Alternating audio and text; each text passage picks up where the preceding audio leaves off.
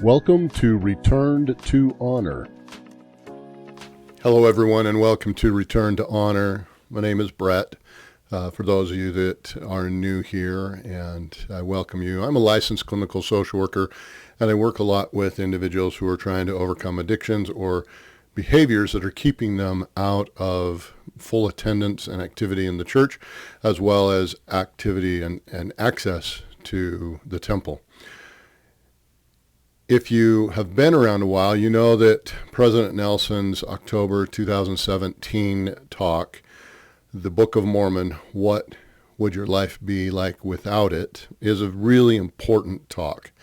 And I've been pondering on that and looking at it again, and I just wanted to share some insights as I have tried to apply what he's taught here. So let me just pull it up real quick. This promise is so very important. My dear brothers and sisters, I promise that as you prayerfully study the Book of Mormon every day, you will make better decisions every day. I promise that as you ponder what you study, the windows of heaven will open and you will receive answers to your own questions and direction for your own life. And then the final, I promise that as you daily immerse yourself in the Book of Mormon, you can be immunized against the evils of the day, even the gripping plague of pornography or other mind-numbing addictions. Now, when I read that and when I heard it, I'm sure that it impacted me, but more than that, when I went back and I read it and saw the weight of those promises, I was really thrilled, and it moved me to be more intentional about my study and my daily immersion. Now, I'm not perfect in it. I try. And am I every day prayerfully studying? No, not always. I will most days open up and at least read, but am I prayerfully studying?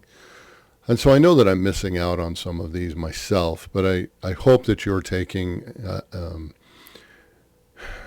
that you're aware of and trying to integrate these promises because they're so very big. So I want to share what I came across and something that jumped out at me in this last bit of reading I was doing. So I was reading in Alma 43. Now, this is when there was this huge battle that started to break out, and this is when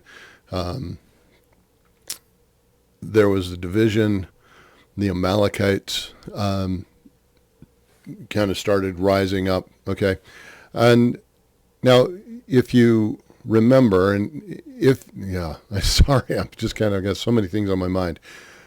I want you to think, though, because if you've been watching, and I have a whole episode on Alma 43 where I dove into this, and I don't want to overlap too much, but I do want to touch this. So as I began back when I started reading Alma 43, this jumped out at me heavily in verse 8, and I think this is what goes on when we will prayerfully study and then ponder, because it was in that pondering when all of a sudden I had this realization that when I'm reading through this, every place that it says Lamanites, Zoramites, the Amalekites, I can replace that with addiction or my sins or my behaviors, right? Because the Lamanites, and especially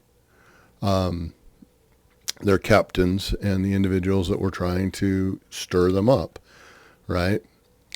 They were desirous that they might usurp great power over them, and also that they might gain power over the Nephites by bringing them into bondage. That is exactly what we're talking about when we start talking about compulsive behaviors that give us immediate reward and long-term destruction, or an addiction, or even to the point of a dependence. I have now given up my power to it, and I am in bondage, which is exactly what was trying to be done here by the Lamanites, and everybody got lumped into that title, right? So why is that important? Because I want to look at something here with you. Let me scroll back up and let's take a look at the time. About 74 BC. Okay? This starts and these wars begin at 74 BC. And for the next several chapters, we're in these war chapters. And it's talking about how they battled and they strategized and they worked and they overcame, and then they withdrew and they fell back, and then they overcame again, and they started to get their lands and their possessions back. But thousands died, and it was just terrible. And then, let me go back, because then it's chapter 58. And we're about 63 to 62 BC. So we're 10 to 11 years when they finally retake the city of Manti. 10 or 11 years. They were in this battle and constantly being come at, constantly having to fight back, constantly having to push back and to try to overcome. Now, let me jump back to 43, because this is a major piece to this as well, and we've talked about this. Go back and take a look at the Alma 43 episode, and I'll post it as one of the links at the end of this. Here in verse 9, and I've encouraged you, come up with your own verse 9. This is their why. These are their goals. These are why they fought so valiantly and what kept them moving for those 11 years. And so if we do not understand and have a deep-rooted, this is why I'm doing it, we're not going to make it 11 years. We're not going to make it a year. And so what I want to talk about with all that is that when we start reading with that type of intent, things start to come out to us. Now, when we're looking at behavioral change, when we're talking about overcoming addictions, when we're talking about overcoming dependency, how long are we willing to hold on to our key purpose and our main design in order to battle repeatedly? 1 year? 6 months? 5 years? Are we willing to do 11 years? Like we see in this section from Alma 43 to Alma 59.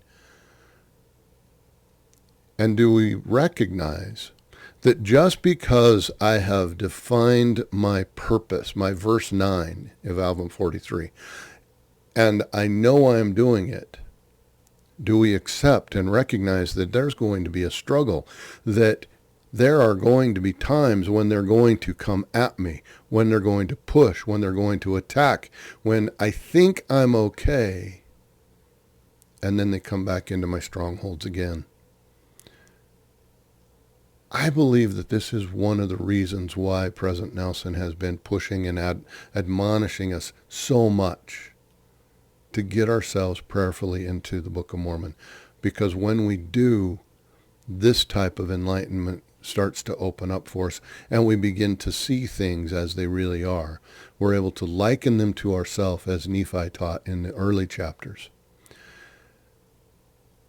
I want you to think seriously. If you're truly on this journey to be able to find yourself in the temple, if you're truly on this journey to be able to overcome, as Nephi says, the sins that do so easily beset us, the ones that beset you, please begin practicing that promise, those 3 promises, and immerse yourself so that when you're reading, you can all of a sudden realize why it is that we have these stories of battles. It's because these are battles, and overcoming these trials, these temptations, these affirmities and afflictions Sometimes it is a battle, even though we have all of the best intention, even though we are deeply rooted in our why. There's going to be a battle. There's going to be frustration. There's going to be disappointment, and there's going to be casualty. But if we are rooted in why we're doing it, we're going to be able to succeed, even though, as we read across through all of these, and it was in the early 50s chapters, even those young stripling warriors that we talk about so much, in one battle, they had to be taken out from among the dead and discovered that they were still alive, even though they were deeply wounded and had lost a lot of blood. There are going to be times when we lose the battle, or we win the battle, but we lose a lot of blood. We are hurt. We are injured. We do not come out unscarred. But we can win.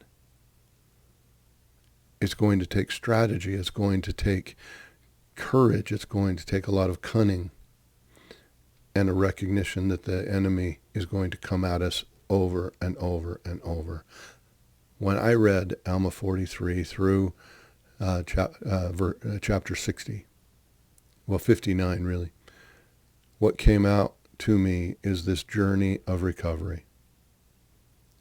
And I read of these individuals who are trying to overcome their afflictions, and the adversary, their enemy, the addiction, kept coming at them, kept trying to pull them back and pull them back. You can do it. And I hope that as you read this, you'll also see that this isn't an overnight thing. It's going to take time, but I can do this when I know where I have put my focus. As Nephi says in 2 Nephi 4, I know in whom I have trusted. Here in verse 9, that they might worship God according to their desires. In Alma 43, verse 9. And so I encourage you to go read these sections again and read them a little bit differently. See how they strike you. See what you can pull from it. And I would love to hear in the comments what you're gaining as you do that. And as we do, I promise, this is my promise, that you will be able to say, I have recovered and returned to honor.